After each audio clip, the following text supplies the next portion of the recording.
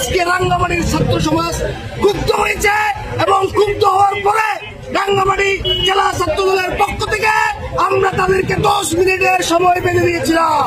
তো ধন্যবাদ জানাই, 10 মিনিটের আগেই তারা রাঙ্গামাটি ত্যাগ করে পালিয়েছে।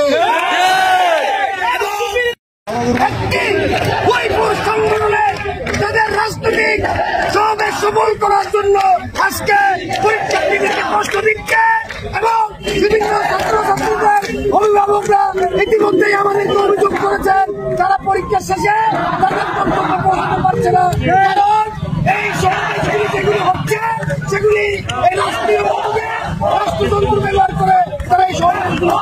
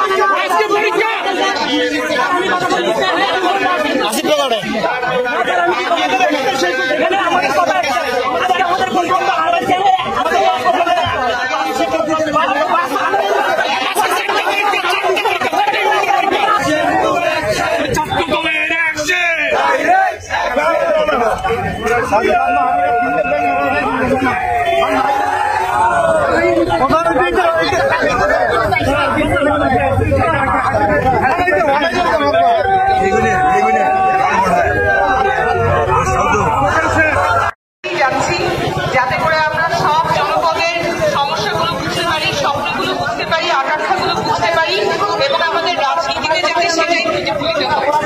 কোন জনপদকে পেছনে ফেলে বাংলাদেশ সামনে আগাতে পারবে হারিয়ে যাচ্ছে।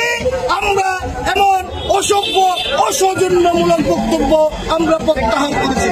আমরা বলতে চাই, একজন গুণী নেতা যিনি শুধু বিএনপির নেতা নয়, উনি আমরা যদি যারা কক্সবাজার যান আপনারা দেখবেন কক্সবাজারের প্রত্যেকটি অঞ্চলে গণমানুষের নেতা, ঢাকা বিশ্ববিদ্যালয়ের মেধাবী ছাত্র এবং ছাত্র দলের সাবেক সোনালী ফসল সালাউদ্দিন আহমেদকে নিয়ে যে বক্তব্য রেখেছে সেই বক্তব্যে আজকে রাঙ্গামাটির ছাত্র সমাজ ক্ষুব্ধ হয়েছে এবং ক্ষুব্ধ হওয়ার পরে রাঙ্গামাটি জেলা ছাত্র দলের পক্ষ থেকে আমরা তাদেরকে 10 মিনিটের সময় বেঁধে দিয়েছিলাম। তো ধন্যবাদ জানাই, 10 মিনিটের আগেই তারা রাঙ্গামাটি ত্যাগ করে পালিয়েছে।